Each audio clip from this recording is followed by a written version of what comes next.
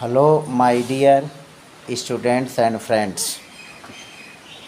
मैं अपने वीडियो के इस पार्ट में द्विघाती व्यंजक का ही गुणनखंड लेकर के पुनः एक बार उपस्थित हूँ। और जैसा कि आप स्क्रीन पर देख रहे होंगे, हमने जो अपने पिछले वीडियोस में गुणनखंड के तरीके जो बताए हैं द्विघाती व्यंजकों के, उसमें यक्स स्क्वायर का गुणांक 1 रहा है। अब यहाँ आप देखें तो यक्स स्क्वायर का गुणांक a है, यानी यक्स स्क्वायर का गुणांक 1 न हो करके कोई अन्य हमारा जो है संख्या या अंक है। जैसा कि नीचे हमने एक लिखा है 5x स्क्वायर प्लस 8x धन 3। इसमें यक्स स्क्वायर का गुणांक 5 है और यक्स का गुणांक 8 है और हमारा अचर पद 3 है। अब इस प्रकार के व्यंजकों का भी गुणनखंड हम 8x को दो मध्य पदों में तोड़ करके गुणनखंड कर सकते हैं। तो आप जैसे factoring of polynomial of the form ax square plus bx plus c के रूप को भी हम दो मध्य भागों में स्प्लिट करेंगे।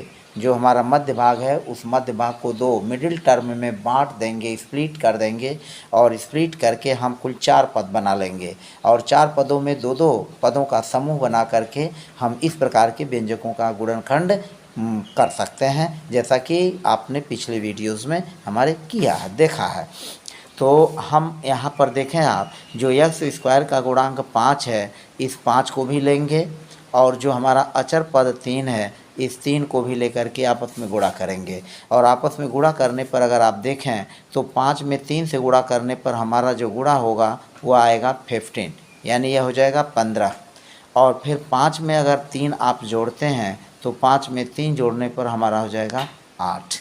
तो बस हमारा यहीं से शुरू होता है। जो 8x है हम उसको इन दो मध्य पदों में तोड़ देंगे और तब हम लिखेंगे, सुविधाजनक ढंग से थोड़ा सोचने की ज़रूरत है यहाँ पर, 5x स्क्वायर प्लस, अब हम यहाँ जो 3 है हम यहाँ 3x भी लिख सकते हैं और यहाँ जो 5 है हम पहले 5x भी लिख सकते हैं। ये हमारे लिए ऐसे सवाल हो, सुविधाजनक हमारे लिए यह होगा कि जो 5 है, चूँकि यहाँ 5 है तो हम यह जो 5 वाला है इस 5 को ही यहाँ लिखें तो हमारे लिए थोड़ी सुविधाजनक होगी, समझने में भी आसानी होगी।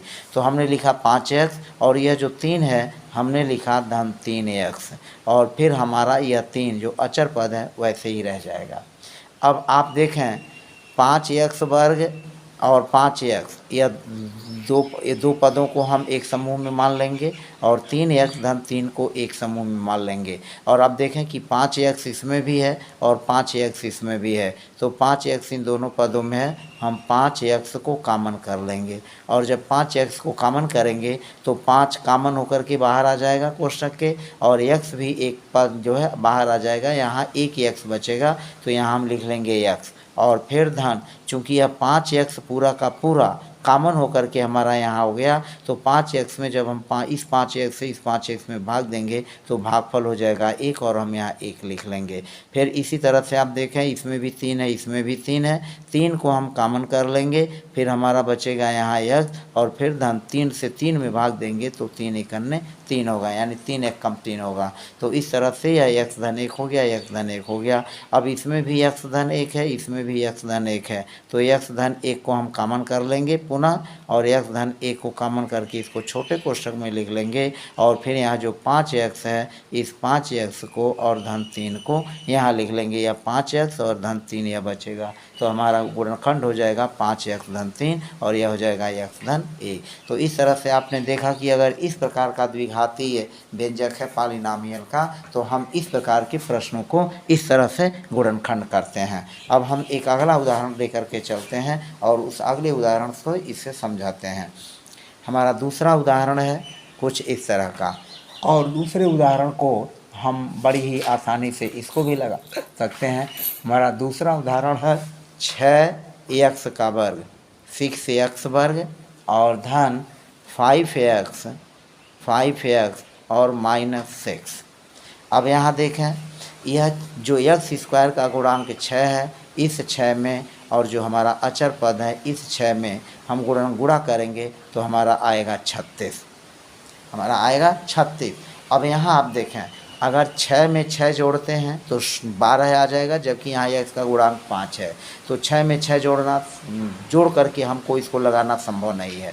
6 में से 6 अगर हम घटाते हैं तो वो 0 आएगा, और यहाँ यह इसका गुणांक 0 है नहीं, तो 6 में से 6 घटा करके भी यह लगाना संभव नहीं है। तो फिलहाल जो 6 गुणे 6 का गुणनखंड, 6 गुणे 6 जो गुणनखंड है 36 का, इस रूप से इस सवाल को लगाना संभव नहीं है। तो हम 36 का पुनः गुणनखंड करेंगे तो यह हो जाएगा 9 चौको 36, 9 चौको 36। अब यहाँ आप देखें 9 में अगर 4 जोड़ते हैं तो 13 होगा, जबकि यहाँ x का गुणांक 5 है, और 9 में से 4 अगर घटाते हैं तो हमारा 5 आ जा रहा है। तो इसका मतलब होगा कि यही ग्रुप हमारा काम करेगा, जो 9 गुणे 4 है यही ग्रुप हमारा काम करेगा। और तब हम क्या करेंगे, डायरेक्ट लिखेंगे, सीधे लिख सकते हैं 6x वर्ग प्लस, जो चूँकि यह प्लस है, धनात्मक है, तो अधिक वैल्यू का हम पहले धन में लिखेंगे 9x, और ऋण हो जाएगा 4x, और फिर यहाँ लिख लेंगे ऋण 6, यानी 9x में से 4x घटाएंगे तो हमारा 5x हो जाएगा। अब यह 4 पदों में हमने 5x को स्प्लिट कर दिया 2 भागों में, 2 मध्य पदों में 9x ऋण 4x हो गया। अब आप देखें यहाँ क्या है, जो 6 है और 9 है, तो 6 का गुणनखंड होगा 3 गुणा 2, और जो 9 का गुणनखंड होगा वो अभी 3 गुणा 2 होगा, यानी 3 इसमें भी सम्मिलित है, 3 इसमें भी सम्मिलित है, x भी सम्मिलित है और x भी सम्मिलित है। तो हम 3x को, इसमें से 3 और इसमें से 3, हम 3x को कॉमन कर लेंगे, और 3x को हम कॉमन करके जब लिखेंगे तो 3 से 6 में भाग देंगे, तो यह हो जाएगा 3 दूनी 6, और चूँकि x पर 2 की घात है तो हमारा 1x बच जाएगा, तो लिखेंगे 2x। फिर हम क्या करेंगे, धन लिखेंगे, 3 से 9 में भाग देंगे तो 3 3 9 हो जाएगा, और x कॉमन के रूप में बाहर हो गया तो अब यह x नहीं रहेगा, हम लिखें कोष्ठक बंद कर देंगे। और फिर आप देखें 4 का गुणनखंड होगा 2 गुणा 2, 2 दूनी 4, 6 का गुणनखंड होगा 2 गुणा 3, तो देखिए 2 यहाँ भी है 2 यहाँ भी है, यानी 4 में भी 2 सम्मिलित है और 6 में भी 2 सम्मिलित है, तो हम इसमें से 2 कॉमन करेंगे। तो जब 2 कॉमन करेंगे तो 2 से 4 में भाग दे सकते हैं, 2 दूना 4, और फिर x रह जाएगा, फिर -2 से 6 में भाग दे सकते हैं, 2 3 6, यानी 2 गुणे 3, तो 2 कॉमन हो गया, 3 यह रह जाएगा। तो इस तरह से यह पद बना हमारा। और फिर क्या करेंगे, 2x धन 3 और 2x धन 3, सारी यहाँ धन हो जाएगा क्योंकि यह ऋण है, और ऋणात्मक होने की वजह से यह ऋण का मूल्य जो हो जाएगा यह धन में हो जाएगा, तो 2x धन 3 हो गया। तो अब हम 2x धन 3 कॉमन कर लेंगे, 2x धन 3 कॉमन कर लेंगे, और 2x धन 3 कॉमन करने के बाद हम इसको लिखेंगे 3x, और फिर यह ऋण हो जाएगा ऋण, और यहाँ लिख लेंगे 2x धन 3 और 2x धन 3, यह हमारा कॉमन होकर के यहाँ आ जाएगा, बचेगा 3x और ऋण 2, तो हम 3x ऋण 2 को लिख लेंगे। तो इस तरह से आपने देखा कि इन 2 उदाहरणों से आप ax² प्लस bx और +5 वाले रूप के समीकरणों को भी, बीजी व्यंजकों का भी गुणनखंड आप आसानी से कर सकते हैं। अब हम अगला सवाल लेकर के चलते हैं, तीसरा एक उदाहरण, और उसको भी देखते हैं। हमारा तीसरा उदाहरण कुछ इस तरह का है। तीसरे उदाहरण को आप लें तो तीसरा उदाहरण क्या है, हम इसको लिख सकते हैं ऋण 5x² और फिर ऋण x और +4। हमारा पद कुछ इस तरह का है। अब यहाँ देखें, जो x² का गुणांक है यह ऋण 5 है, और यहाँ x का गुणांक ऋण 1 है। हम चाहें तो इसमें से ऋण को कॉमन करके भी लगा सकते हैं, लेकिन हम ऋण को कॉमन नहीं ले रहे हैं, हम ऋण को वहीं जहाँ का तहाँ उसको रहने दे रहे हैं।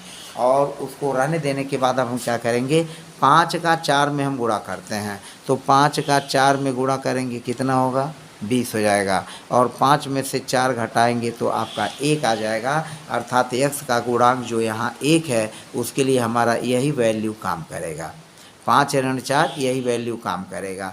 जो 5 गुणे 5 में से 4 घटाएंगे तो 1 होगा, यहाँ x का गुणांक 1 है, तो हम इसी वैल्यू को लेंगे और हम आगे बढ़ाएंगे इसको। अब हम क्या करेंगे, इसको लिख लेंगे ऋण 5x वर्ग, ऋण 5x वर्ग, और फिर यहाँ चूँकि यह ऋण है हम ऋण लिख लेंगे, और फिर कोष्ठक में क्या करेंगे, यह 5 है, यहाँ लिखेंगे 5x, और फिर यह ऋण है हम लिख लेंगे ऋण, और फिर लिख लेंगे ऋण 4x, और फिर हम धन 4 लिख लेंगे।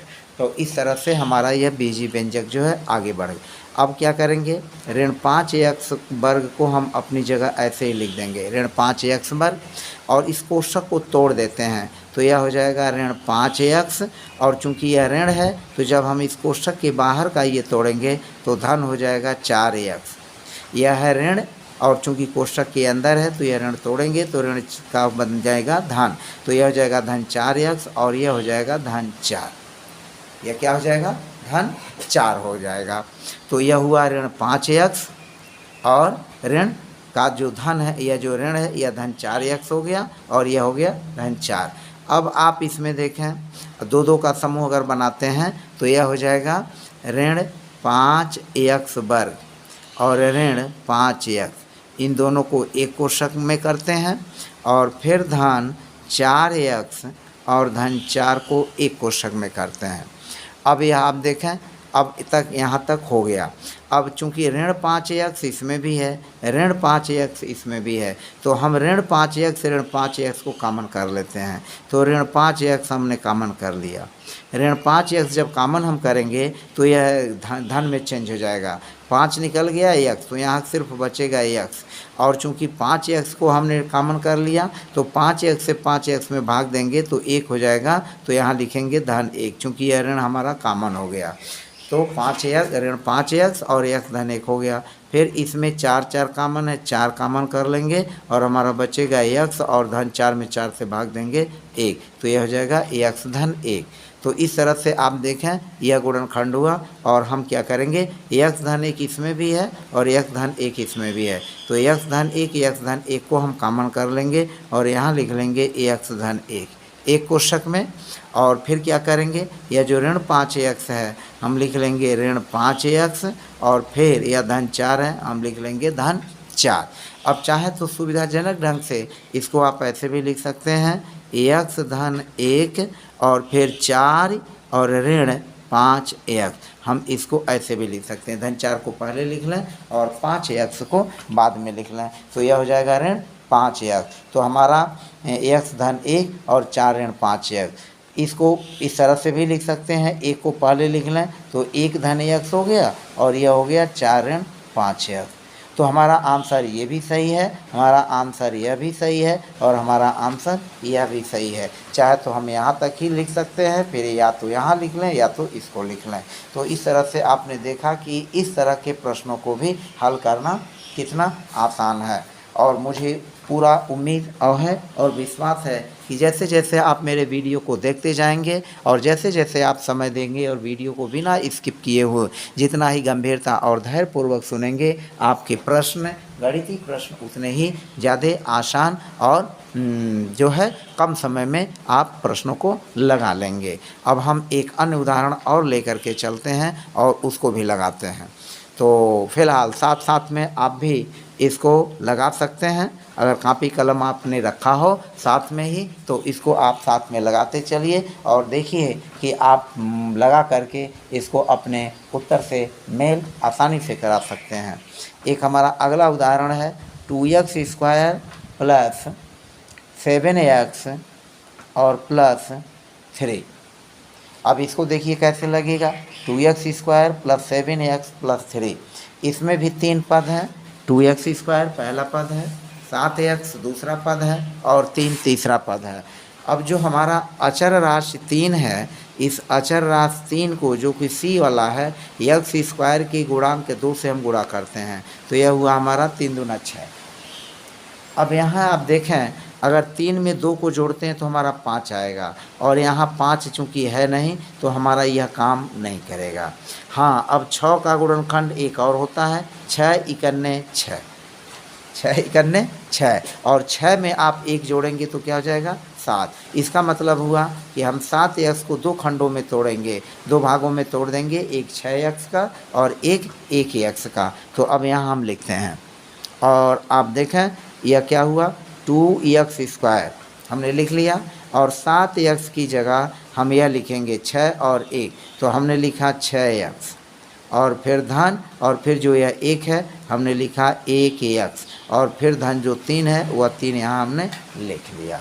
तो आपने देखा कि मध्य पद जो 7 है, इस 7x को हमने 2 मध्य पदों में स्प्लिट कर दिया, तोड़ दिया, और तोड़ करके हमने इसको मिडिल टर्म बना लिया, 2 मध्य पद बना लिया। अब क्या हुआ, अब हम इसको एक कोष्ठक में और फिर इसको एक कोष्ठक में मान करके या करके हम लगा सकते हैं। तो अब 2x इसमें भी है और 2 3 6 यानी 2 इसमें भी है, तो हम इसको ऐसे भी लिख सकते हैं 2x² प्लस 6x को लिख सकते हैं 2 × 3x, 2 × 3x और प्लस फिर 1x और फिर प्लस 3 1 जा 3 यानी 3 करने 3, और इस तरह से हमारा ये बन गया। अब हम देखते हैं कि 2x इसमें भी है और 2x इसमें भी है, तो हम 2x को कॉमन कर लेंगे, और जब 2x को कॉमन कर लेंगे तो यहाँ सिर्फ बच जाएगा x, और फिर धन यह 2 और x निकल जाएगा, यहाँ बचेगा सिर्फ 3, तो x धन 3 हो गया। फिर आगे क्या करेंगे, 1 और 1 इन दोनों पदों में है, तो 1 को हम कॉमन कर लेंगे, यहाँ लिख लेंगे x और फिर यहाँ लिख लेंगे धन 3, तो इस तरह से x धन 3 हुआ। अब आप देखें x धन 3 हो गया, x धन 3 हो गया, x धन 3 दोनों पदों में है, इस पद में भी है, तो x धन 3 को हम कॉमन कर लेंगे, x धन 3 कॉमन कर लेंगे, और कॉमन करने के बाद यह और यह हमारा कॉमन हो गया, तो यह बच गया 2x और फिर यहाँ बचा धन 1 और यह हो गया 2x धन 1। आप मेरी बात को समझ सकते हैं कि हमने जो x धन 3 को और x धन 3 को यह जो काटा है, आप अपने बोर्ड एग्ज़ाम परीक्षाओं में लिखते समय आप काटेंगे नहीं, यह केवल समझाने के लिए कि हम इसको काट करके और क्या समझा रहे हैं कि यह कॉमन के रूप में होगा, और कॉमन के रूप में हम करके इसको बाहर कर लेंगे, तो हमारा 2x और प्लस 1 यह बच जाएगा, तो यह हो जाएगा 2x प्लस 1। बाकी आप खुद ही समझदार हैं और हमें बहुत कुछ कहने की आवश्यकता नहीं है, आप नीट एंड क्लीन अपने प्रश्नों को हल कर सकते हैं। अब एक और उदाहरण लेते हैं और उस उदाहरण को भी हम आपके सामने जो है इसको लगाते हैं। तो एक उदाहरण हम लेते हैं, थोड़ा सा टिपिकल है और मुझे उम्मीद है कि आप उस प्रकरण को भी, उस सवाल को भी आसानी से हल कर लेंगे। यह हमारा सवाल है x² प्लस 3 √3 × x और प्लस 6। यह जो है हमें इसका गुणनखंड करना है। तो अब इसका गुणनखंड हम कैसे करेंगे, हम देखते हैं कि 6 का गुणनखंड हो जाएगा 2 3 6, 2 3 6। हमें चाहिए 3 करड़ी में 3, तो 3 करड़ी में 3 हमारा कैसे होगा, 3 करड़ी में 3 जो होगा वह हमारा कैसे होगा। अब इस 3 करड़ी में 3 को लगाने के लिए हम क्या कर सकते हैं, इसमें कोई भी समस्या नहीं है। आप थोड़े देर के लिए आप शांतिपूर्वक बैठ करके और शांतिपूर्वक सोच करके इस काम को आप कर सकते हैं। वह कैसे होगा, थोड़ा समय ले रहे हैं आप सोचें 3 करड़ी में 3 कैसे आएगा। चलिए फिलहाल मैं आगे बढ़ता हूँ। यह जो 6 का हमने गुणनखंड किया 2 गुणा करड़ी में 3, हम 2 को अपनी जगह रहने दे रहे हैं। हम 3 को करड़ी के नियम के हिसाब से हम लिख सकते हैं करड़ी में 3 गुणा करड़ी में 3। हम इसको क्या लिख सकते हैं, करड़ी में 3 गुणा करड़ी में 3, इसको लिख सकते हैं। 3 की जगह हम लिख सकते हैं करड़ी में 3 गुणा करड़ी में 3। और अब हम इसको ले लेते हैं 2 करड़ी में 3 और गुणा करड़ी में 3। अब आप देखें 2 करड़ी में 3 और यह जो करड़ी में 3 है धन, इसको जब जोड़ेंगे तो इसके पहले 1 है, 2 में 1 जुड़ जाएगा 3 और करड़ी में 3, तब हमारा ये हो जाएगा। तो आपने देखा कि इस सवाल को भी आप थोड़ा सा अपने दिमाग का यूज़ करके, अपने इंटेलिजेंसी का यूज़ करके आप बहुत ही अच्छी तरह से इस सवाल को भी लगा सकते हैं। तो फिलहाल हम लगाते हैं, आप इसको देखें। यह हुआ x² प्लस, अब जो 3 करड़ी में 3 है इसकी जगह हम इसको लिखेंगे 2 करड़ी में 3 धन 1 करड़ी में 3, तो यहाँ लिख लेंगे 2 करड़ी में 3 धन 2 करड़ी में 3 x, 2 करड़ी में 3 एक्स और धन, फिर हम इसको लिखेंगे 1 करड़ी में 3, तो यहाँ लिख लेंगे 1 करड़ी में 3 एक्स और फिर प्लस 6 की जगह हम लिख लेंगे, 6 की जगह लिखेंगे 2 गुणा करड़ी में 2 गुणा 3, हमने लिख लिया 2 गुणा 3। अब हम आगे बढ़ते हैं और इसको क्या करेंगे, एक्स स्क्वायर प्लस 2 करड़ी में 3 एक्स और धन 1 करड़ी में 3 एक्स और धन फिर 2, और जो यह 3 है इसको इसी रूप में हम फिर लिख लेते हैं, तो करड़ी में 3 गुणा करड़ी में 3 हो जाएगा। आप देखें इसको, करड़ी में 3 गुणा करड़ी में 3 हो जाएगा। अब हम क्या करेंगे, इसको ऐसे कर लेंगे, एक्स इसमें भी है एक्स इसमें भी है, हम एक्स को कॉमन कर लेंगे और जब एक्स को कॉमन करेंगे तो यहाँ बचेगा एक्स और यहाँ बचेगा धन 2 करड़ी में 3, यहाँ हो जाएगा 2 करड़ी में 3। और फिर यहाँ देखिए करड़ी में 3 इसमें भी है और करड़ी में 3 इसमें भी है, तो हम करड़ी में 3 को यहाँ कॉमन कर लेंगे और यह हमारा एक्स बच जाएगा, फिर प्लस यह 2 और करड़ी में 3 रह जाएगा, तो यहाँ लिख लेंगे 2 करड़ी में 3। तो इस तरह से इस प्रश्न का यह गुणनखंड इस तरह से हुआ। अब आप देखें एक्स धन 2 करड़ी में 3 और एक्स धन 2 करड़ी में 3, ये हमारा कॉमन हो गया, तो एक्स धन 2 करड़ी में 3 लिख लेंगे एक ब्रैकेट में और एक्स और धन करड़ी में 3 हम एक ब्रैकेट में कर लेंगे, तो यह हो जाएगा एक्स धन करड़ी में 3। तो इस तरह से इस प्रश्न का यह आंसर हुआ। आप इसको पुनः एक बार अगर नहीं समझ में आता है तो फिर थोड़ा सा मैं रिवाइज करना चाहूँगा। 6 का हमने गुणनखंड किया 2 गुणा करड़ी में 2 गुणे 3। अब 3 को हम करड़ी के नियम के हिसाब से लिख सकते हैं, जैसे मान लीजिए 2 है तो हम इसको लिख सकते हैं करड़ी में 2 गुणा करड़ी में 2। 5 है हम इसको लिख सकते हैं क्या, करड़ी में 5 गुणे करड़ी में 5।